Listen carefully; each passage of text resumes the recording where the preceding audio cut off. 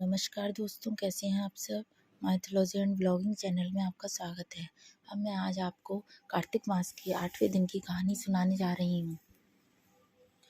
नारद जी बोले, अब मैं कार्तिक व्रत के उद्यापन का वर्णन करता हूँ, जो सब पापों का नाश करने वाला है।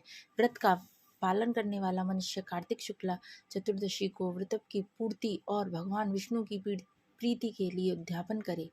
तुलसी के ऊपर एक सुंदर मंडप बनवाए, उसे केले के खंभों से संयुक्त करके नाना प्रकार की धातुओं से उसकी विचित्र शोभा बढ़ावे। मंडप के चारों ओर दीपकों की श्रेणी सुंदर ढंग से सजा कर रखे।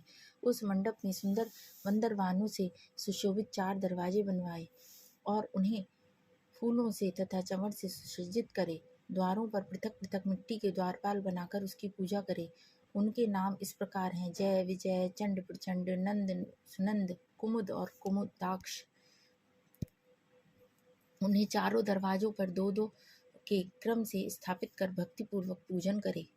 तुलसी की जड़ के समीप 4 रंगों से सुशोभित सर्वतोभद्र मंडप बनावे और उसके ऊपर पूर्ण पत्र तथा पंचरत्न से संयुक्त कलश की स्थापना करे। कलश के ऊपर शंख चक्र गदाधारी भगवान विष्णु का पूजन करे।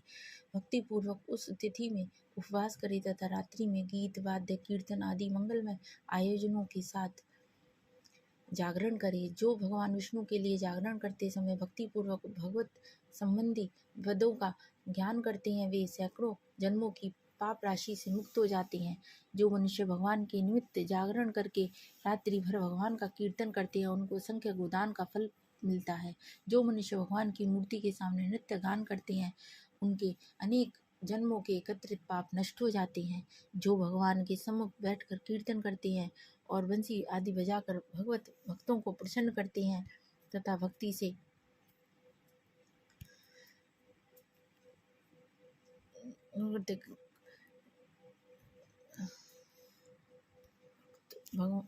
भक्तों को प्रसन्न करते हैं तथा भक्ति में रात्रि भर जागरण करते हैं। जो भक्त और बंसी आदि बजाकर भगवत भक्तों को प्रसन्न करते हैं तथा भक्ति से रात्रि भर जागरण करते हैं, उन्हें करोड़ों तीर्थ करने का फल मिलता है। उसके बाद पूर्णमासी में एक समतनिक ब्राह्मण को निमंत्रित करें।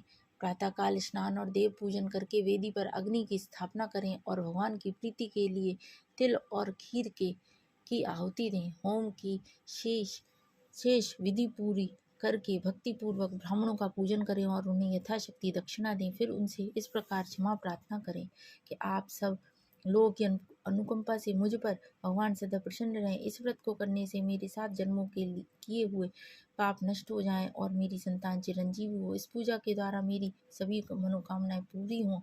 मेरी मृत्यु के पश्चात मुझे अतिशय दुर्लभ विष्णुलोक की प्राप्ति हो। पूजा की समस्त वस्तुओं के साथ गाय भी गुरु को दान में दें। उसके पश्चात घर वालों और मित्रों के साथ स्वयं भोजन करें। भगवान द्वादशी तिथि को शयन से उठें, त्रयोदशी को देवताओं से मिलें और चतुर्दशी को सबने उनका दर्शन एवं पूजन किया। इसीलिए इस तिथि में भगवान की पूजा करनी चाहिए। गुरु की आज्ञा से भगवान विष्णु की सुवर्णमयी प्रतिमा का पूजन करें।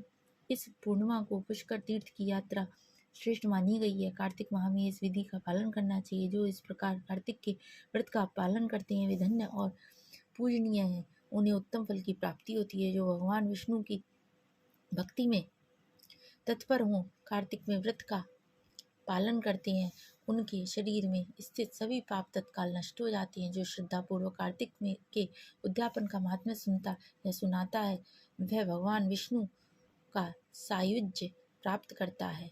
बोलो प्रेम से श्री कृष्ण भगवान की जय। आपको यदि मेरी वीडियो ये अच्छी लगी हो तो प्लीज़ इसे लाइक करें, शेयर करें, सब्सक्राइब करें। धन्यवाद।